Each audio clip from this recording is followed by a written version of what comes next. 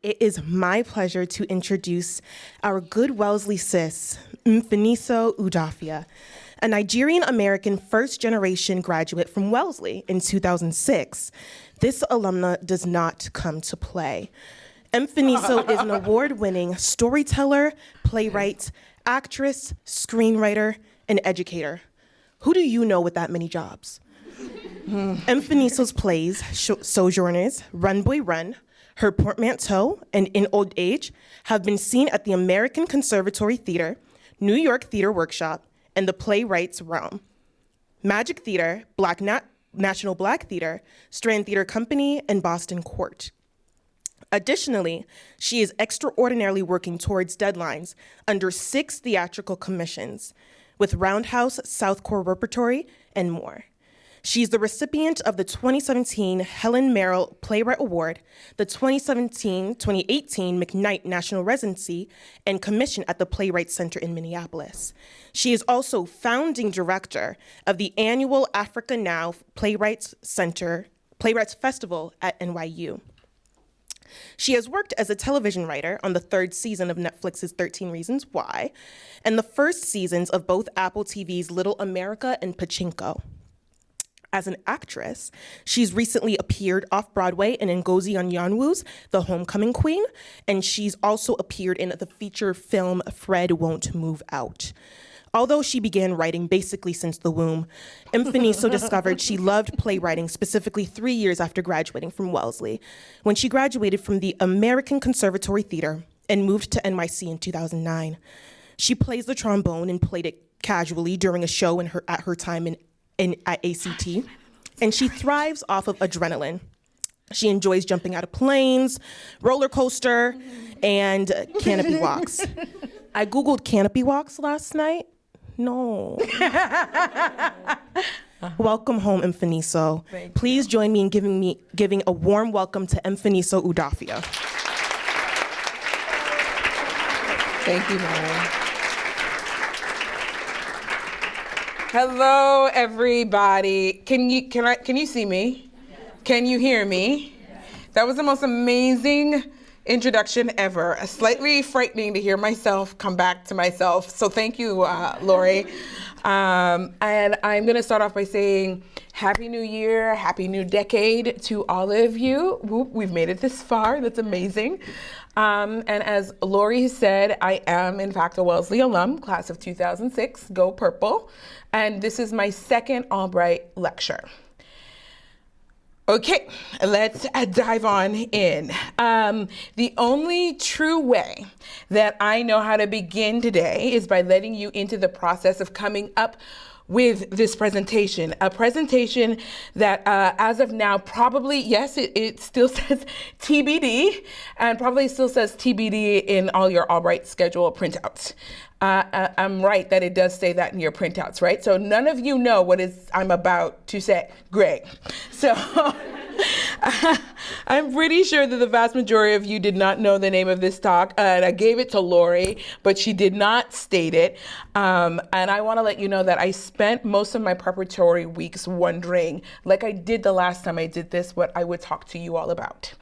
The first time I participated with the Institute, I was full of anxiety, partly because I know that Wellesley students are rigorous. I know how we are, and our rigor can be mightily scary sometimes. It is also very good. It is good. It can hold all of us accountable, which is what we need in the world right now. I'm also scared partly because of my own specific neuroses and panics about being on a stage and disseminating any kind of information like I am important. That was the feeling that saturated me the last time I talked here, low-grade panic.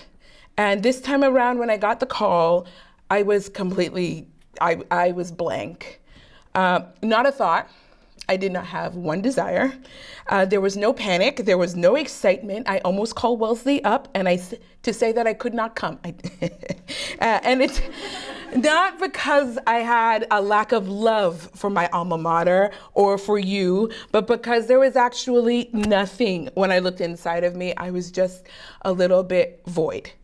And so while I was contemplating how to get out of standing up here this time around, and stymied by a critical case of late onset procrastination, time was burning away. The weeks I had set aside to prepare this talk were disappearing, and then suddenly I'm on a big international trip for a research project, and I'm muddling my way through that instead of focusing on this. But you have to know that I did try. I tried. I would check in with myself about every 2 days, right? To see if I had something I wanted to say and that somehow something was suddenly kindling inside of me. You know, maybe I would wake up and spontaneously discover the thing I needed to impart, but nope, nothing. I waited until almost too close to the time of me having to give this talk to prepare this talk for you. I finally forced myself to write anything down on January 3rd.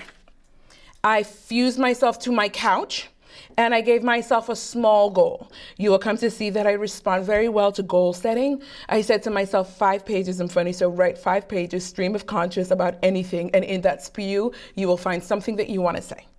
But I was distracted because The Simpsons were playing on my Roku. And once I realized I was actually watching The Simpsons instead of typing, I began to wonder if I had screen addiction.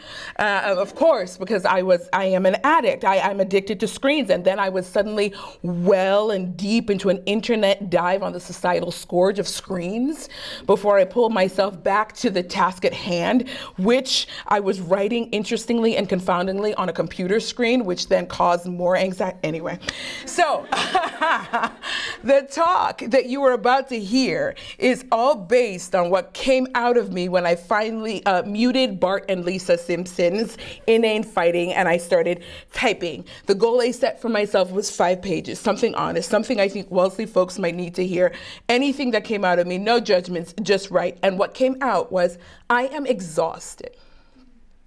That's what I wrote. And I looked at that sentence for a long time, and then I wrote it again in different ways. I am exhausted. I am tired. Fatigue, fatigue, fatigue. But when can I sleep, though? Mind you, I had been sleeping pretty singularly for the past 2 days, but still it wasn't enough. My body needed, and it actually deserved far more sleep. Then I started writing to myself in third person, which was delightful, and I really did get into that. And here's a little bit of what I wrote to myself. Okay, so I said, I literally wrote down, homie, your brain is fried. Fall back on this writing thing, because this talk at Albright thing also demands you to write things, and no more words, no more words. I mean, like, not forever, but for right now, there are too many words. But look at Lisa Simpson, though. When the animators draw her as an older woman, her hair is fly. Yes, Lisa. Okay, and that is when I discovered that I had to turn off the TV. I couldn't mute it and stay focused, so off the television went. What happened next on my stream of conscious writing journey was the philosophical portion of my writing exercise. Or maybe it wasn't philosophical, maybe it was poetic. Because case in point, I wrote a sentence that said, I am a writer who has lost her words. That's all I got. I mean, I didn't say it was good poetry, but that's where I was. And even though this exercise had become kind of fun, I had to go back and I reread my half a page, and I judged myself, because I am currently 35 years old. And the way human beings are going, I might only have lived a little of over a third of my life. I might have 2 whole thirds of a life left to go, and I need to get it together. Plus, I'm capable. I work out every other day. I eat relatively clean. Tired for what? So then I ask myself, why? Why am I tired? Because tired cannot be the beginning and the ending of a presentation. And I couldn't answer it, but I did have something concrete to help reveal the source of my feeling. Calendars. I am a product of the digital age. I am highly trackable. I looked over my 2019 Gmail calendar, where I religiously tracked every movement I made down to the 15-minute intervals, and I was floored by what I saw.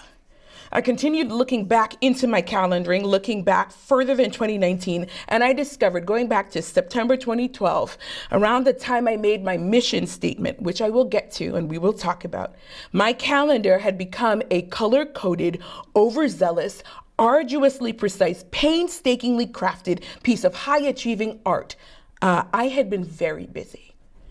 Looking at my calendar caused me to go back even further and look at my 5-year and my 10-year plans. Okay, this might be the time to tell you that I am one of those few people that's probably still make 5 and 10-year plans.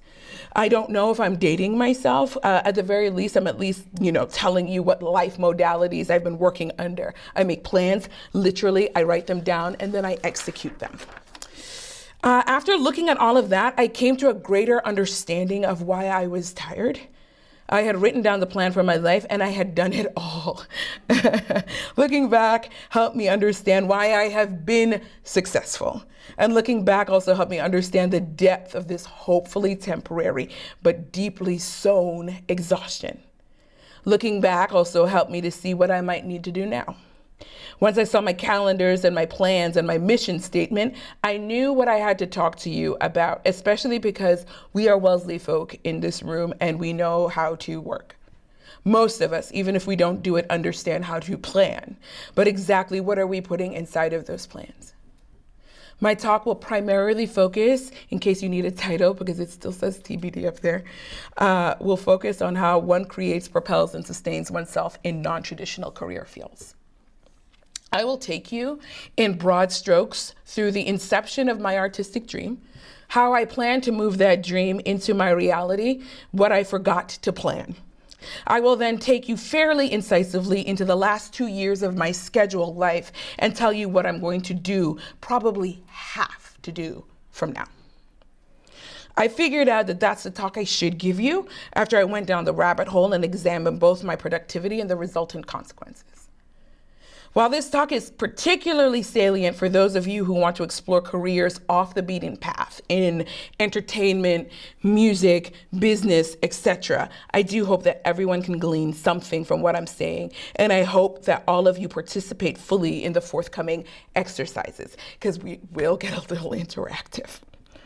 Okay, so let's go back to the early aughts. When I had been accepted to Wellesley College, I was ready, right? I came to Wellesley thinking that I was going to be the next political mind. I was going to be a lawyer, like a lawyer politician. A lawyer politician who was also an economist. Okay, so the older I get, the more I see myself back then as being very bright and a quite confused young woman. But I did know that former Secretaries of State Hillary Clinton and Madeleine Albright, both Wellesley alums, were beacons. And while I did not necessarily know if I'd go the exact same routes they went, career-wise, I very much so understood this institution made a certain kind of person, and I was going to be that kind of person. Then for some reason, by some divine, universe propulsion, I took an acting class at Wellesley with Lois Roach and Diego Arceniegas. I think they're still here, and I love them dearly. I loved it. I loved them. I loved it so much I did not stop. I staged, acted, and directed in the play For Colored Girls Who Considered Suicide When the Rainbow Is Enough by Ntozake Shange here. Then I came together with a group of women to write dramatic monologues about the tensions at the intersection between their culture and their sexuality. That was called Choices. And then for some beautiful, strange, hilarious, and solidly thought out reason, I played Prior Walter in Angels in America. I loved every minute of that, and I would not change it for a thing. And then I became the Black Arts Chair for Ethos and adapted my first play. The play was a dramatic telling of Honey Hush by comedian Monique.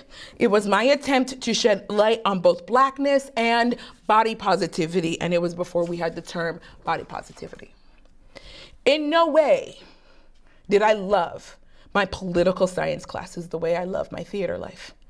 And it was tricky because I was good. I was very good inside my political science major.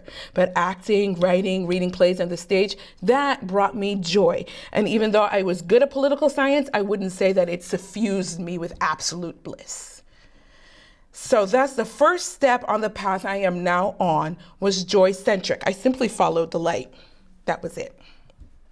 And I know it sounds hokey and slightly pandering, like I'm a couple of steps away from strolling through the aisle right here, screaming into like an inner ear microphone and wildly gesticulating, "You must follow your light. That is the source."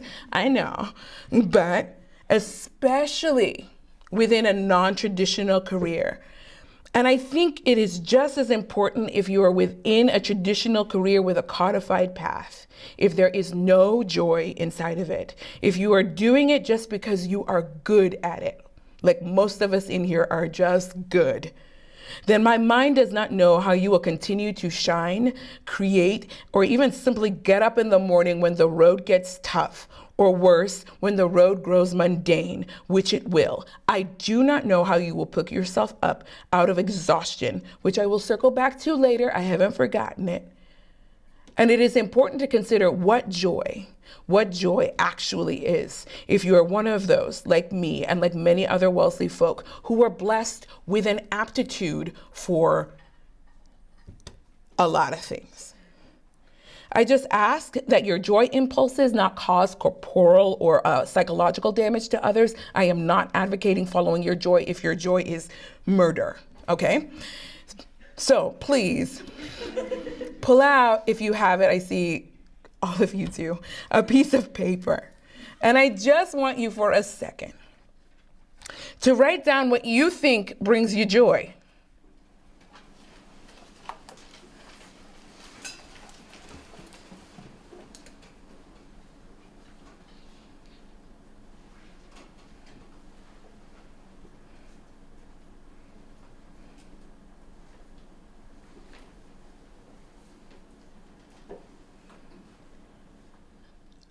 I would now, as you are writing or as you are looking down at what you wrote, I would love for you to consider if what you wrote is also what you think your career will be.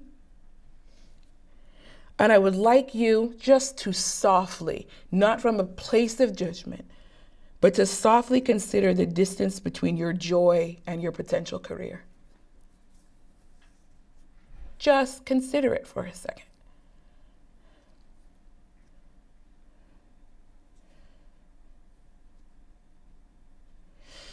Great.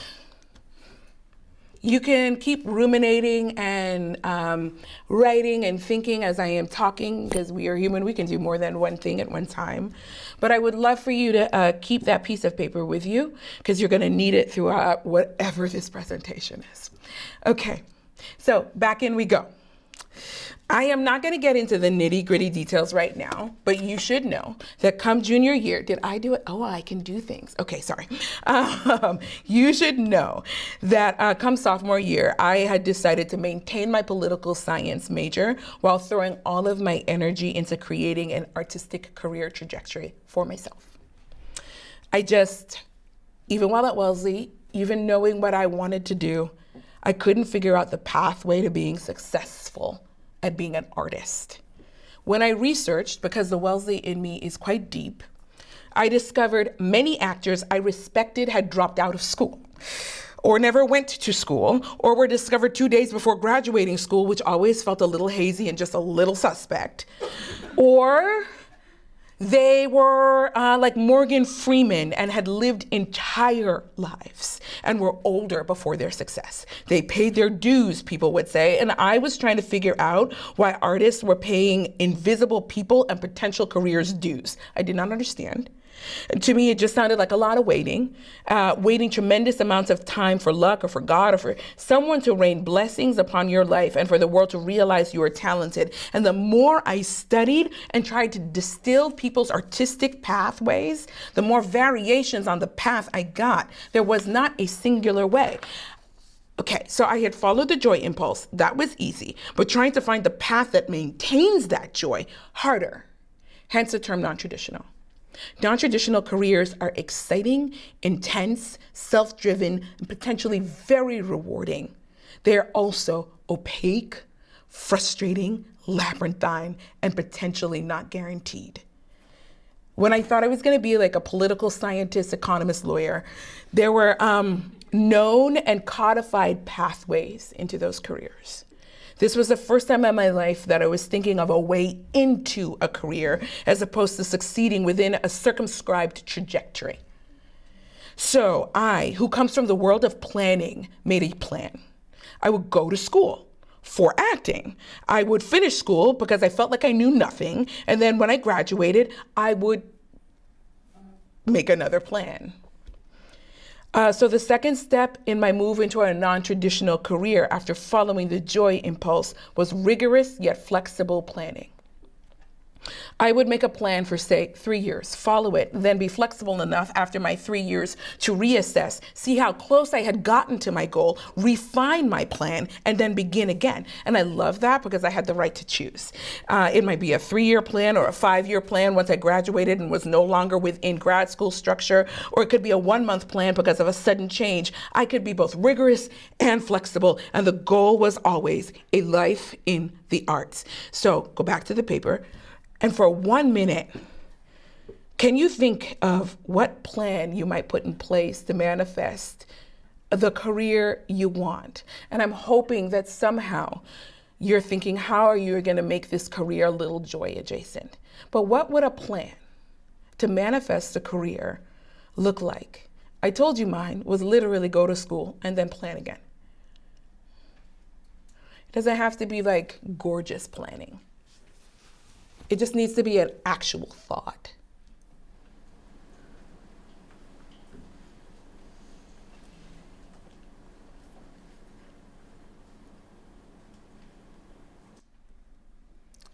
Back in we go. Continue as you wish, but I'm going to keep going. Upon graduating Wellesley College, I did not go to law school. I enrolled at the American Conservatory Theater in San Francisco, which is a Tony Award-winning theater with both an education department and a Lord A theater attached.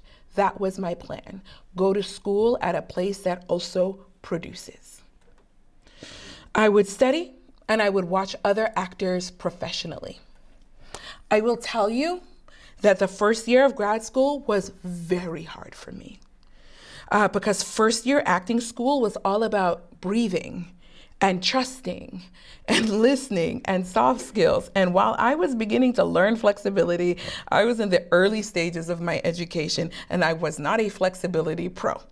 And ACT, especially first year, wanted to teach skills that made us better humans, skills that trained you to understand the human condition, skills that made you able to become an entire other human being because you can empathize enough to find where the circuitry in their brain links with the circuitry in your brain, and you and a character are suddenly, poof, one. And listen, not knocking Wellesley, but that is not what Wellesley trained me to do. Not when I was here anyway. I found real glimpses of that human-based learning within the Wellesley Theater and the clubs I was in, but I wouldn't say I was steeping in that at Wellesley 13 hours a day, 7 days a week, like I had to at ACT.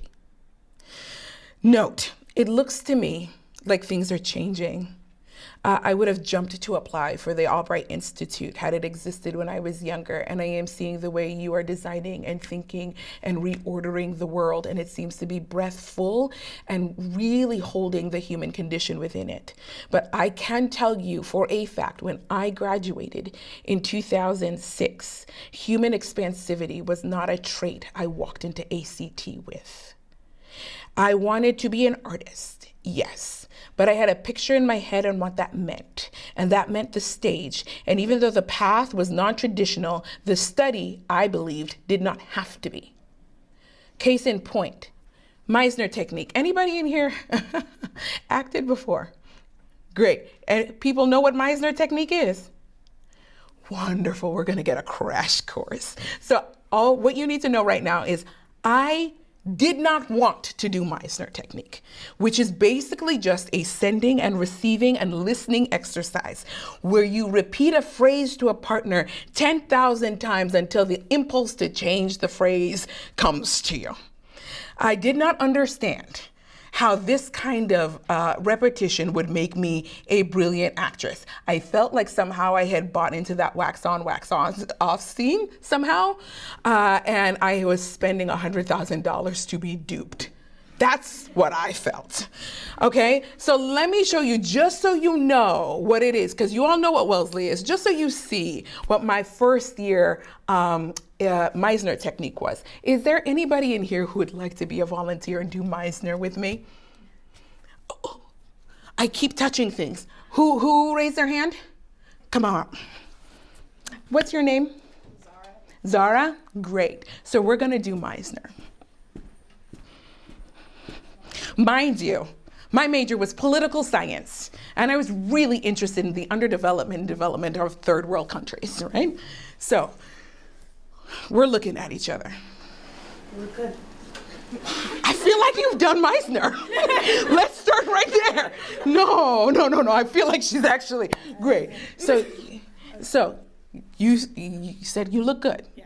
So that's the first thing you've noticed about me. Yeah. You look good. So tell me that again. You look good. I look good. You look good. I look good. You look good. I look good. You look good. I look good. You look good. You look good. I look good. You look good. I look good. You look good. You look good. I look good. You look good. I feel good. You feel good. I feel good. You feel good. I feel good. You feel good. And listen, it was like that. 13 hours a day, 7 days a week. And then when we got tired, let's switch it out. Let's get another partner. Somebody else come on up. Who wants to do Meisner? Come on, Lori, let's go.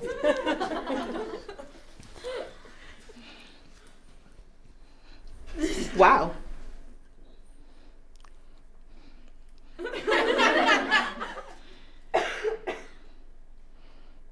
You must start with a thing you observe on me. Okay. I love blue. You must start with a thing you observe on me about me. Okay. And tell it to me. You're coordinating. I'm coordinating. You're coordinating. I am coordinating. You're coordinating. I am coordinating. You are coordinating. I am coordinating. You are coordinating. I am coordinating. You're coordinating. I am coordinating. You are coordinating. And it was also like that, where all of a sudden you're fighting and you don't know why. I left Wellesley to do that. And that was running me close to $40,000, maybe $50,000 a year in debt. So when I tell you that my first year of grad school was hard for me, I mean that I was that student who, when doing Meisner or doing a breathing exercise, would always ask, what is the pedagogical reasoning behind all of this? And how do I place this breath work against the canon of other breath work? And is this how the most successful actors breathe? I mean, how do you measure if breath work yields artistic success? I was a bit of a blank. I mean, you can fill in what that blank word is, but I was pleasantly difficult.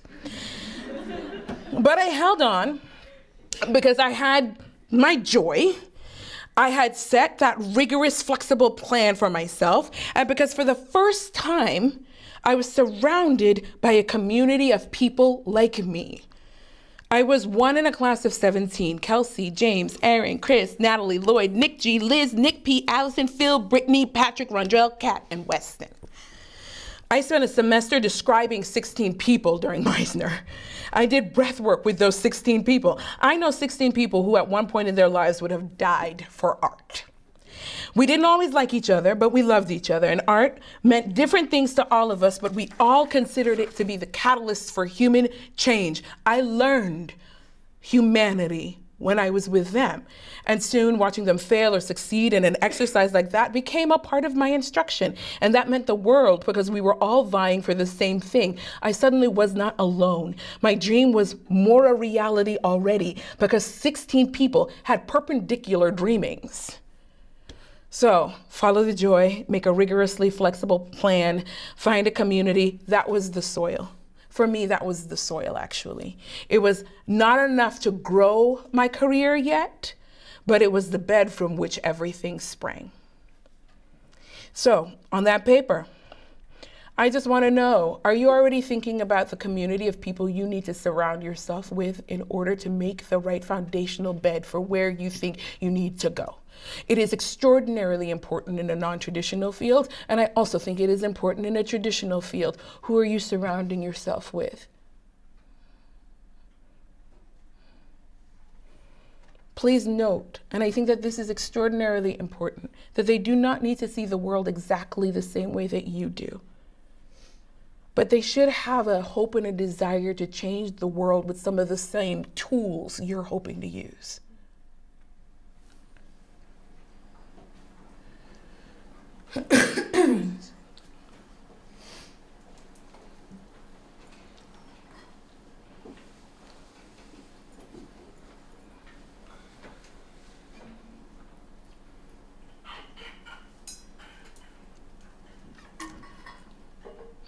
I graduated in 2009 from ACT with an MFA, which is a terminal degree in acting. And I knew I was a storyteller and I loved it. My plan was to go out and book my first job. And once I booked that job, I could translate that into other jobs easily. And then I was on my way to Broadway. That did not work at all.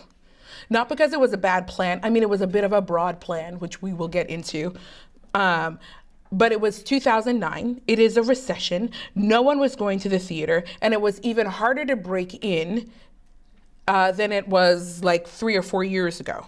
So, like I was saying, it was my plan in 2009 after I graduated to go to New York and be on Broadway. And it didn't work because it's 2009 and it is a recession. Nobody's buying a theater ticket. At that point in time, people were trying to figure out how you bought gas, how you bought milk. And so I had to go back to that flexibility thing. And I needed a quick new plan.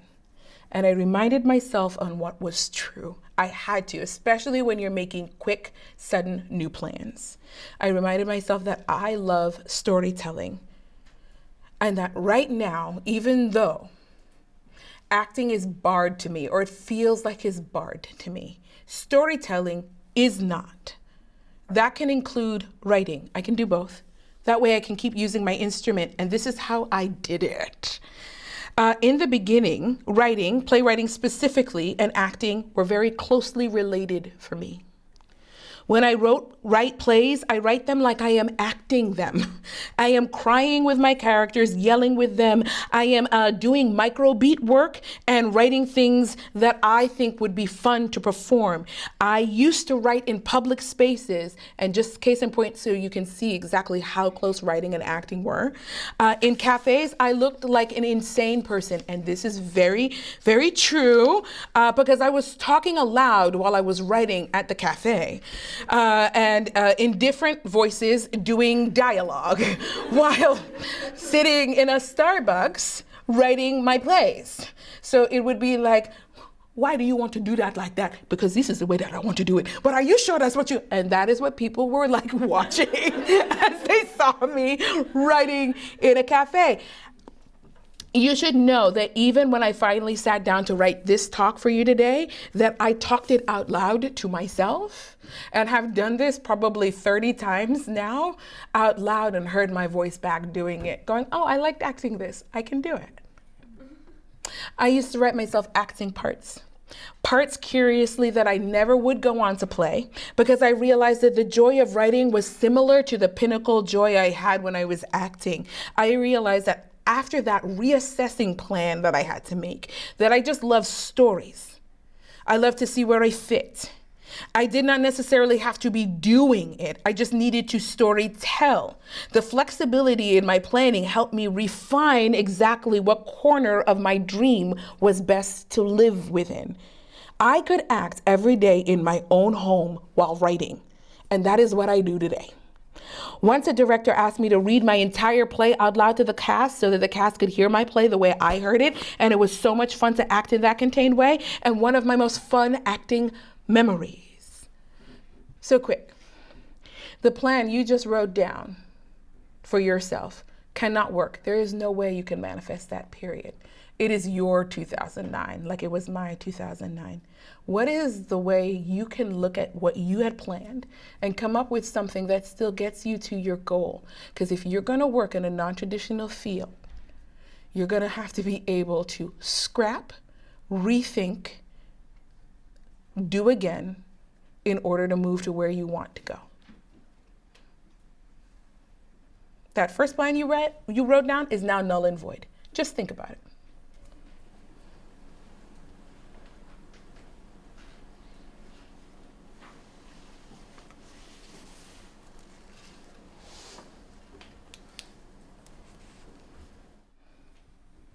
that brings us, or me, to 2009. That was 3 years of time we just covered. At the time, I, happened to be with a partner who championed my work and delighted in the refining of my dream and the centeredness I was finding in public writing and covert acting. And so that began my writing career. And I had set goals for myself. Like I said, I love goals. And at every point, I'm not covering exactly how you do your goals all the way, because also there's a part of me that's like, you wouldn't be here if you didn't know how to write down at least these little interstitial steps. So I wrote down some goals, and they were quite broad. In 2009, my goals were write every day. And then goal 2, even though I was skittish, have people see your work. I started reaching those goals I set for myself primarily because they were broad goals. And I was happily coasting. I was writing every day, and then I would tell my best friend about my play every day. And I was good. I met my goal. And then I remembered that the actual thing I wanted when I left Wellesley was to be an artist, a capital A artist, fully. And I looked around myself and I knew that I needed yet another reassessment. If I was going to reach the height of the kind of artist I think I wanted to be, I needed to plan again, and more specifically. So this is a part of creating a non-traditional career that I term the blitz. I had years of the blitz. That's like the number 4 for me. I went from joy, rigorous, flexible planning, finding community, reassessing, and then the blitz period. And I don't remember how I realized I needed to kick myself into action. So I'm not going to make up that epiphany moment for you. But sometime in early 2012, I realized that in a non-traditional field, you are your own business, no matter what. And institutions have mission statements. And if I am my own institution, I needed one. I don't know where that came from. And if someone helped me know that and is watching this, please forgive me. I don't remember. But what I remember is I knew, I needed a mission statement for myself. I needed a kind of ethos, something that I thought explained why I was that capital A artist. And that mission statement would also help me more narrowly refine my planning.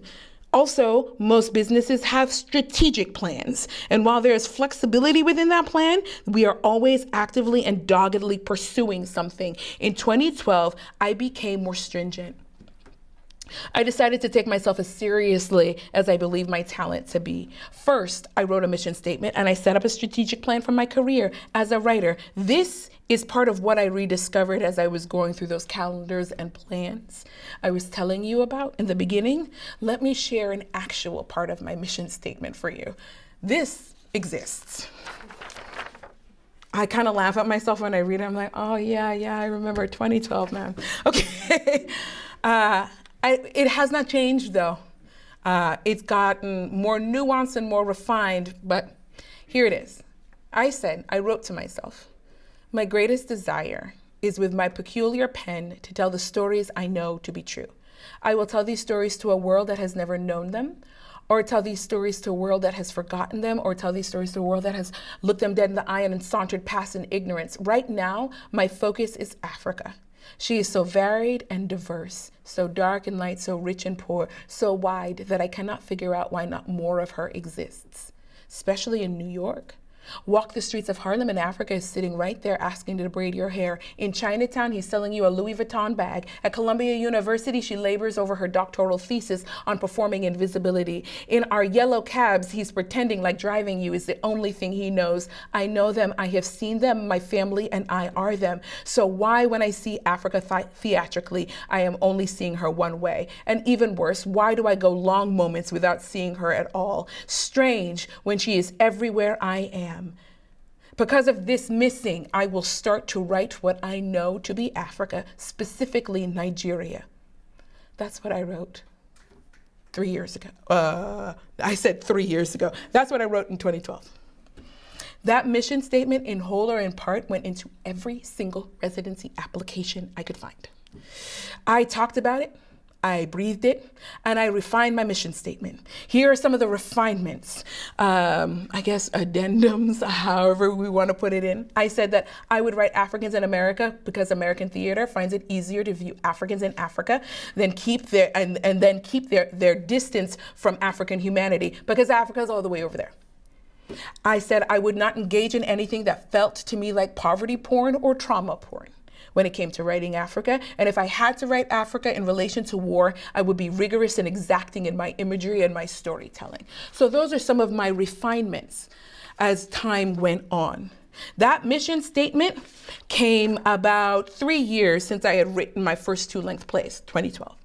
It came at a time when I thought I was writing a trilogy of 3 plays about Nigerians in America. You should know that it is now a cycle of 9 plays that I am in the middle of writing. That was my mission. I actually wrote it down. So look at your paper, and I'm not going to give you enough time to do this, but I just want you to start taking a stab at going, what is my joy? What is my plan to get there? Do I have a community? Am I starting to form it? Oh God, that plan might not work. Do I have a plan B for my plan A, which is my dream? And now consider, what is the mission statement? What is my code of living in a non-traditional field? You can be as poetic as mine was, because art, or it could be bullet points.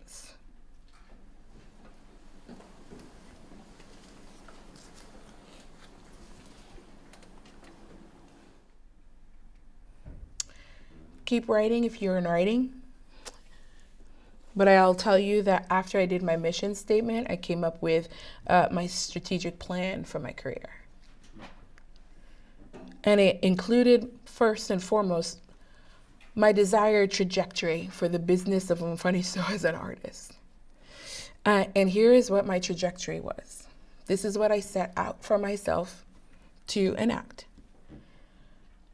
My first years of writing, I said that I could and perhaps must work for free. And I said that I would do it, build a base, and build a resume. First and foremost, that was it. Then, in 2 years, I said that I would make 10% of my income from writing. In 5 years, I wanted to make 50% of my income from writing. I decided that this could include any teaching roles that had me writing plays. And then I said, in the next 10 years, you will make between 90 to 100% of your income from writing. Basically, I should be able to quit all other jobs, and writing alone should sustain me. That was the trajectory that I wanted for myself, starting in 2012. And I wrote that down. So you know what I'm going to ask you to think about now.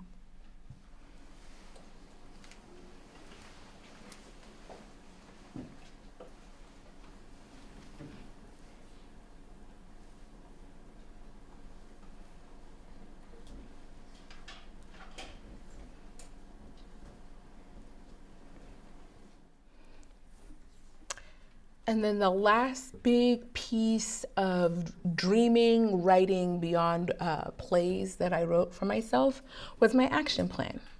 Because it's great to have a mission statement, and it's wonderful to have a trajectory that you want to meet, but how do you do it? And that's kind of like your strategic plan for a business. So my action plan was, 1, in order to have or manifest my non-traditional career, I must be productive. I must ensure that my traditional jobs never supersede my desired job. Thus, while working someone else's job, I must find time to write 4 hours a day, every day. If my goal is to move from the loose land of hobby to a career, I must increase my writing output and decrease traditional work rigorously until I'm a full-time writer. Number 2, I must constantly maximize my organic and learned skill sets, which means never forgetting 3 things for me. That I acquired the art of understanding the human condition from ACT, that I acquired rigor, work ethic, and a sharp gaze from Wellesley College, and that from my home, while being a first-generation Nigerian, I had the gift of different cultural understandings. I could never forget myself, because that was the thing that I was literally going to use to manifest the art. In order to complete my trajectory, number 3, I must understand who came before me and how they did it. And I know that all paths are different, but now that I have a mission statement, how am I going to cull all the various paths and see better? Can I name the other African authors that came before me? Is there anyone who did, is doing, or is attempting to do what I'm doing, and can I learn from them? It's harder in a non-traditional field when you're beginning because you feel isolated. So it is even more important to find established anchors. Number 4, kind of closely related, was I must find mentors. I must remember that I'm not alone. And 5, I included, I must find soft mentors as well.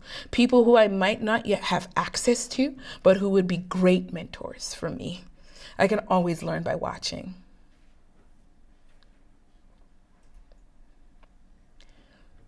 And then I said I had to quickly identify and find champions, people that can propel the work while I'm writing it, people who will help pick me up. 7 was, from there, build a team that would help me find more writing work while I am writing. And then the last component for me was sustainability. Can I get published? Get my plays in schools? So that was my action plan, and one kind of like trickled into the other. And I wrote that down for myself as well. In 2009, I started writing. In 2012, I became quite singular in the pursuit of my dream. And in 2018, top of 2019, I now consider myself, because it's 2020, a full-time writer. I no longer need to hold other jobs unless I wanted to. This part might be tedious, but I want to go through all those steps of that action plan one by one, just so you see what it meant and also what it can cost. Because we still need to get back to the top of this lecture, which was exhaustion. So, in order to have a career, I said in my action plan, I must be productive. So, I said that because making it in a non-traditional field means carving out the time to do the work of that non-traditional field. So I started my work day at 4 a.m. so that I could work my traditional job, which started around 9, that gave me money because I still had to pay bills. So my work days were sometimes 14 to 18 hours long. I would skimp on sleep. And to this day, I still wake up at 4 a.m. But that is what I was doing, and I was writing. You should know that I was doing that while holding many, many different jobs. I worked as a part-time substitute teacher in New York City schools, which sounds exactly like what it is. I worked retail as a contracted sample salesperson. I worked as a part-time babysitter, at least 3 different families. And I also worked data entry at a place called Platinum Properties, and I was a personal assistant. I did all of that before 2013. While still maintaining writing 4 hours a day. And because of that, to date, 6 of the 9 plays in that projected 9-play cycle are completed. 2 full-length children's plays are completed. 1 full-length church play has been completed. 10 10-minute plays and 3 monologues. That is the output to date. I was ridding myself, I wanted to rid myself of the safety net I was finding in traditional fields. And I knew that with every hour, every page, every play, I was moving my writing away from the land of hobby to that of career. You should know, there are certain things that I did. For example, if I had a company that wanted to write for free in that first year, when I said I would write anything and everything for free just so I could get started in my trajectory, I would cancel all my paying work. That inevitably meant I was also canceling food and or utilities, but that was fine, I said. And at my worst, I was $6,000 in arrears on my first apartment in New York and had to move out because I couldn't afford to breathe anymore. At this junction, I should acknowledge that I couldn't have made it without the help of family and Wellesley family that really helped me. But no matter the circumstance, babysitting could never become my career. So that was never an option when writing presented itself. Number 2 of the action plan, where I said constantly maximize my organic and learned skill sets, this is how I did that in my mind. I worked to fuse all my different knowledges at my peak, and this is due to the skill of rigor and solid work ethic that I developed at Wellesley. My work ethic was developed at Wellesley. I was applying to over 20 residencies, foundations, and contests sometimes within a month. I applied for everything and I kept it all on a spreadsheet so I could track it.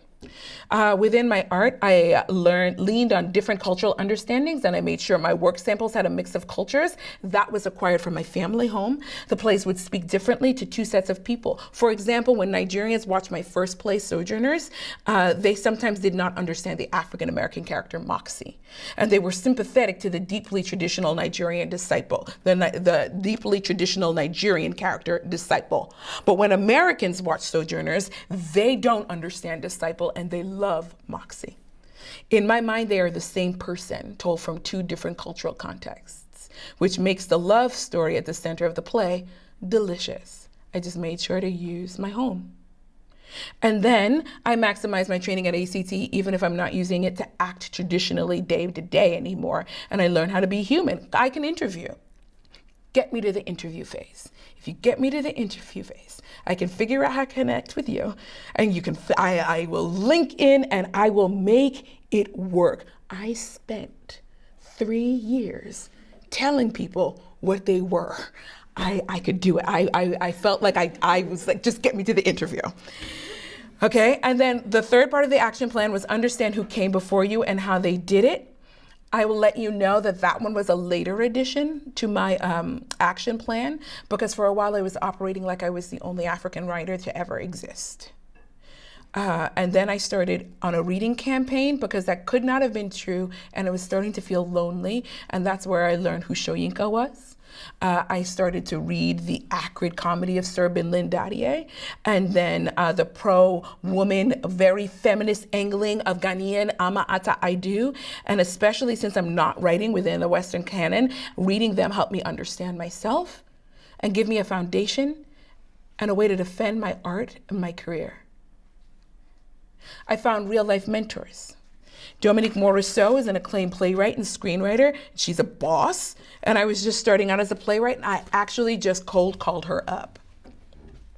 And I will always hold her dear, because even though her career as a playwright was exploding, she met me in a small cafe, and she told me what it was to be a Black woman playwright in New York City. And that was the moment I found a playwriting mentor. And to this day, she throws me work sometimes, and I can still call her and talk to her about things. I'm not alone. I also found what I was calling soft mentors. I was like, I love Oprah. She's my soft mentor because of her stamina, endurance. She's passionate in a way I admire, and she's not doing it, at least the way it seemed to me, just to make you love her. She believes in what she's saying. I follow that. Toni Morrison, because of the way she deals with white gaze in narrative, is the way I deal with white gaze in my plays. I don't. And I love her because she says it. Jill Scott, because she's sensuous, and I wanted to see if I could write characters that were sumptuous as her deep cuts. Could I put a sentence together with no more than 4 words and that sentence would leak the way her voice does? These were my soft mentors, people that I thought about anytime I was writing. And then I acquired champions. I want to move just a little bit. I began to build a team, which is a little bit more esoteric for writers, because you almost have to do all those other steps before you acquire a team. And then I did end up getting published, and then I branched into other forms of dramatic writing. If there's a question and answer portion, we can go back and we can look at those moments. But I just want to let you know that action plan was like a domino effect. I started with 4 hours a day, kept doing, and then all of a sudden, after 2012 to 2018, what is that, 6 years? I had met my trajectory. I don't know if I did anything else, but I had met my trajectory. And so I just want you to consider really quickly, what do you think your action plan could and or should be?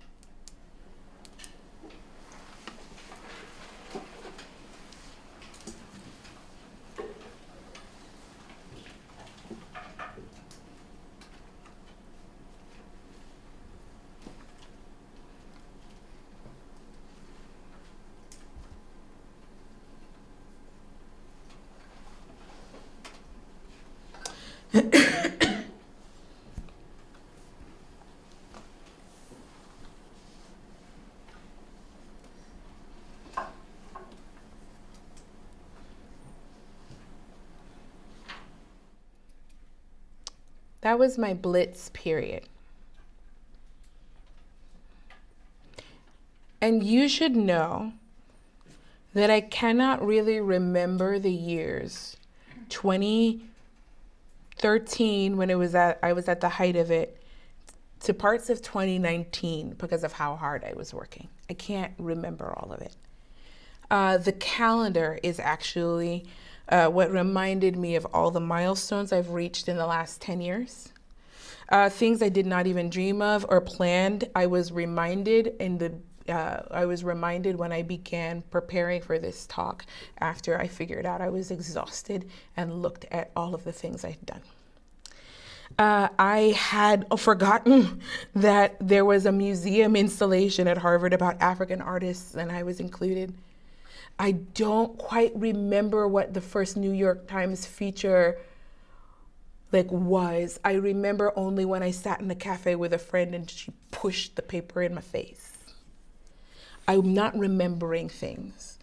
So I want to bring you into my schedule for the past 2 years because we need to come full circle and talk very quickly about exhaustion and what we can do with this beautiful planning system to make it a little more human. So last 2 years, 2018, I had rehearsals for an off-Broadway show, which meant I was in rehearsals 6 hours a day, every day except Monday. Tech is 10 hours a day, every day except Monday, and then shows begin, and then there are 8 shows a week. I was doing press for Homecoming Queen, that's the show.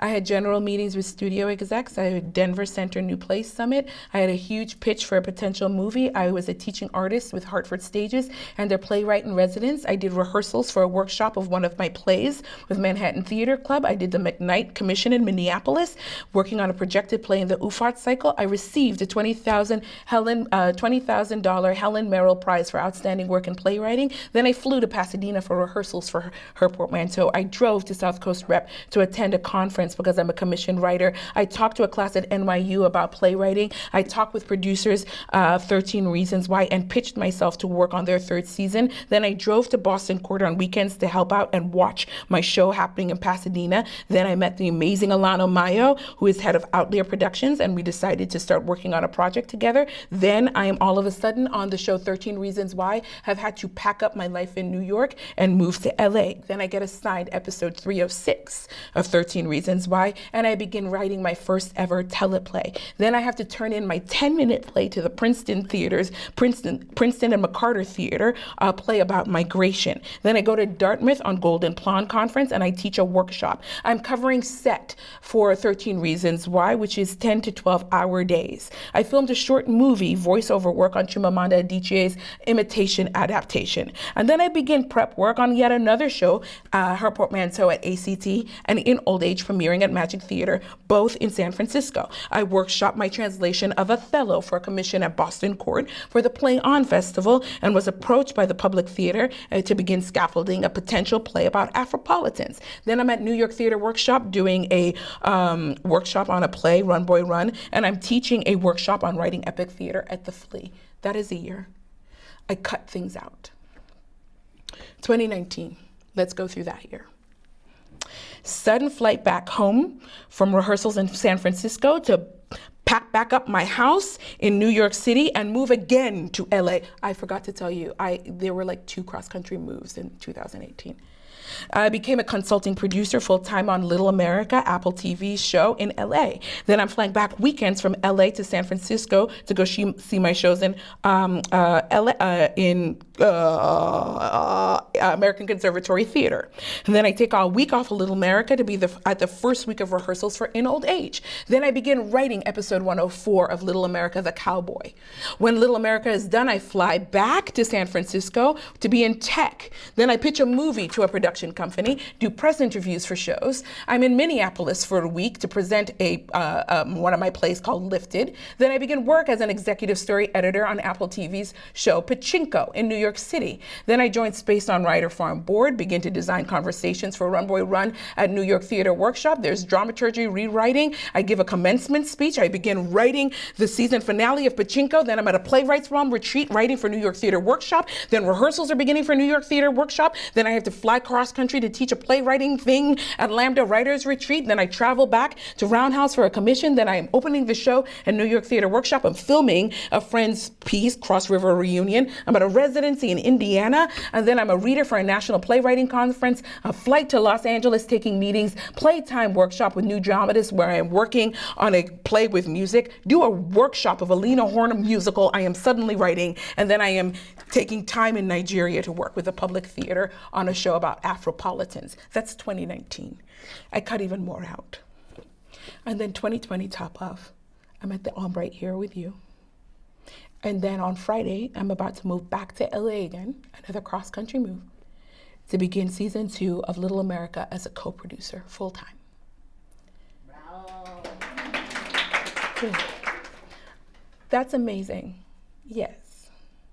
And I wouldn't change any of it except for one thing. And it's a big, big thing. I loved it. I don't want to negate that, but I'm missing something. So I would like you to look back over all of that thing I had you do as I brought you into my pretty aggressive blitz plan to make a career. And go, ask yourself softly, what, if anything, did you forget? Did you forget something?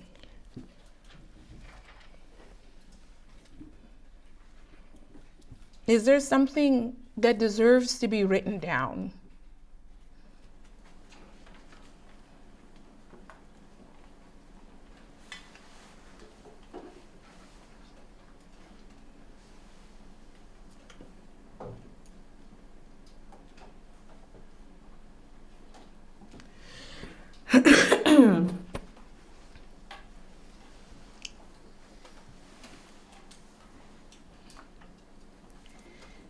As you're putting in what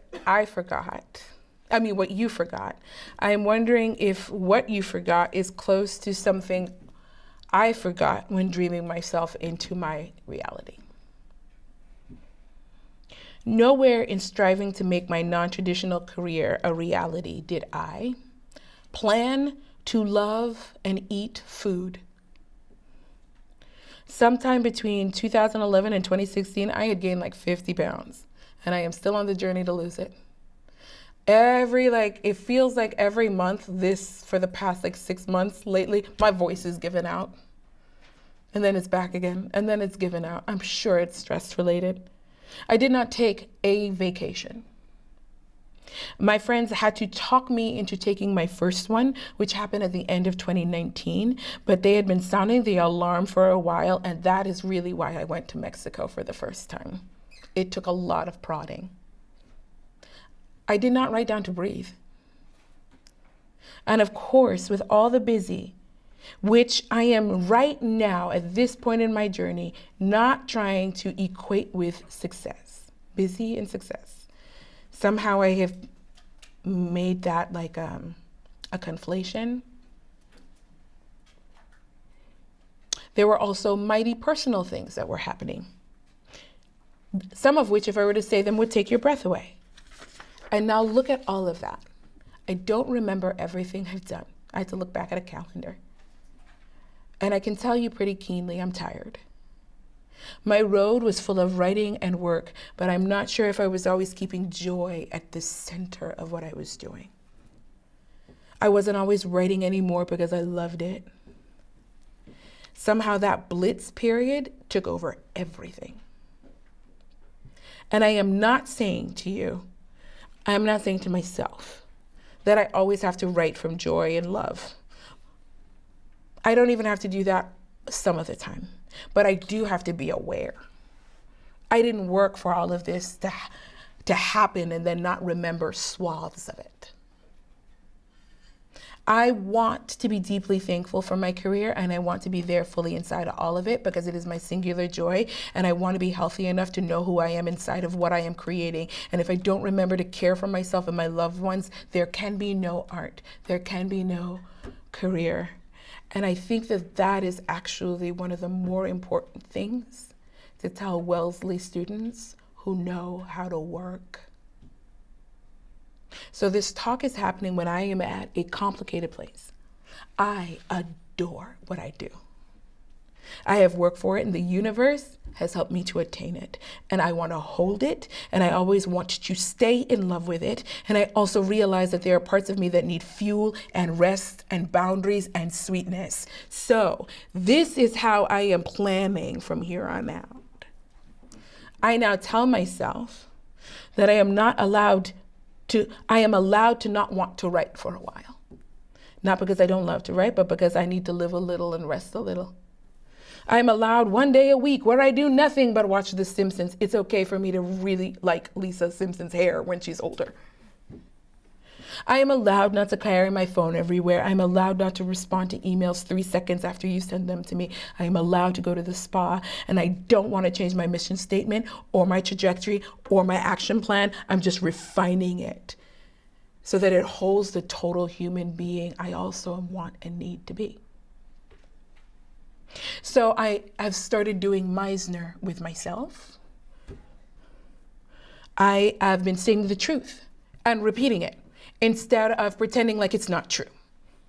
I now say to myself, I am tired, and then I repeat back, you are tired. I am tired, you are tired. I am tired, you are tired. I am tired. And a couple of days ago, I had the impulse to say something else because I was tired of saying I was tired, and I'm not tired in the same way. I got to say, oh, I'm excited when I thought about something that's on the horizon. And that's amazing. When I allow myself to pause, I remember what it is I love to do. And in the building, you can build and build and build. You can work with a singular trajectory like I did. And you can also build in a moment of rest. I am sure that some of you will ask me, and I've been wondering it myself, did you have to be that productive and that rigorous before you could safely even entertain the word balance? No, I don't know. I have simply led you to the part of the journey I have reached, and I'm actively figuring out these next stages, and I will let you know, but I do have to believe that taking one day off will not negate 5 years of planning. Taking a week off won't either. Wellesley folk in this room, I know how hard we work and how big we dream and how important world change is. And I also know you have to be here and quasi-whole to manifest it. So, my path in creating my non-traditional career is seek joy, rigorous flexible planning, community, the blitz, and the next phase for me is continually nurturing myself and the humans around me as I am manifesting this dream. And maybe some of you will be better than me and faster than me and will permeate bullet 1, seek joy, and 5 throughout everything you wrote on that page, even through your blitz period. On Monday, I'm going back to Little America as a co-producer, a job that I love. I mean, I love that show. The show excites me. And then I'm going to Singapore to visit my best friend, and then I might go on a vacation with my mother. And then I'm gonna finish 2 commissions. I will write 2 full-length plays this year, and I'm gonna talk to myself to make sure I'm writing from within the center of my light. That is gonna take me through half of 2020, if not more. And more things will come, but I will continually check in to measure with myself so I can be whole within the job I love. And when it is time to rest, I will, so that exhaustion does not become the end of everything I have created. That's what I wanted to tell you. So at this moment, if you have any questions for me about any of it, I did gloss over huge parts, but yeah. Wow.